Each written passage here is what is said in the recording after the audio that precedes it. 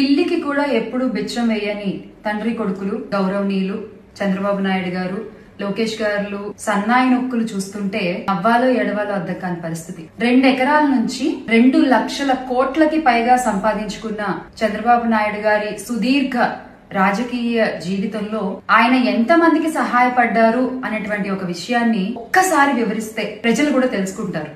మొన్న విజయవాడను వరదలు ముంచెత్తితే వరద బాధితులకి ₹1,00,00,000 సహాయాన్ని అందించారండి. అలా సహాయం చేసి చేతులు దులిపేసుకోలేదు. ఈ రోజుకి కూడా వరద బాధితులకి అవసరమైన నిత్యావసర వస్తువులు, వాటర్ బాటిళ్లు, పాలు పంపిణీ చేస్తూనే ఉన్నారు. ఇక పులివెందుల్లోని వెంకటప్ప స్కూల్లో ఎంతో మంది పేద విద్యార్థులకు ₹1 ఫీజు కూడా తీసుకోకుండా చదువుని చెప్పిస్తున్నారు. ఇక పాదయాత్రలో గాని ఓదార్పు యాత్రలో గాని ఎంత మంది యువకులకి ఉద్యోగాలకు వెళ్ళడానికి దారి చూపించారు, ఎంత మందికి ధన సహాయం అందించారు. మాన్యశ్రీ చంద్రబాబు నాయుడు గారు ఇలాంటి సాయాలు మీరు ఇదివరకు ఏమన్నా చేసుంటే గనక టక్కుని చెప్పండి ఒకసారి.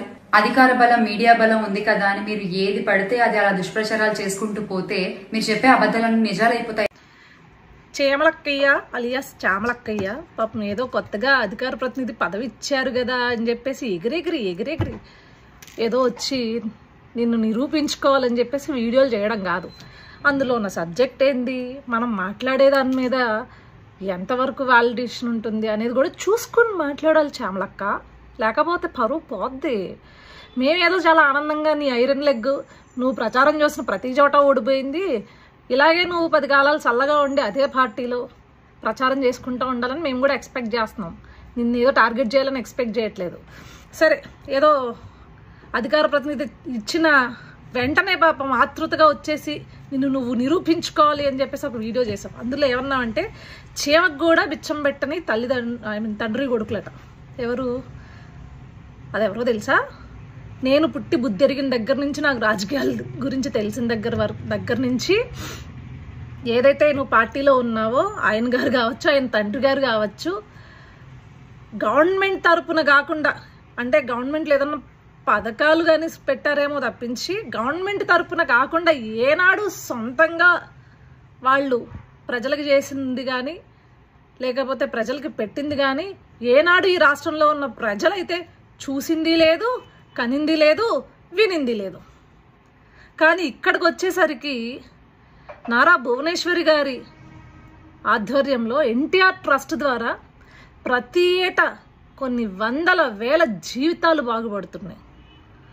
ఎన్టీఆర్ ట్రస్ట్ ద్వారా చదువు చెప్పిస్తున్నారు చదువుకోలేని పిల్లలకి. అదేవిధంగా ఎన్టీఆర్ ట్రస్ట్ ద్వారా ఏదైతే ప్రకృతి విపత్తులు వస్తాయో లేకపోతే రాష్ట్రంలో అవసరం ఉంది అన్న చోటల్లా వాళ్ళు వచ్చి వాళ్ళ సాయాన్ని అందించిన పరిస్థితి మనం చూసాం.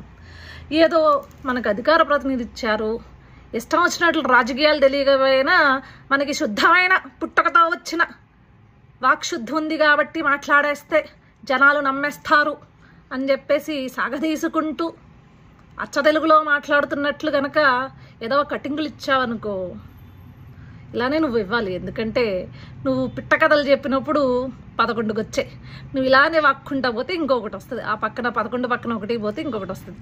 వీఆర్ సో హ్యాపీ అమ్మా. బాయ్ చామలక్క.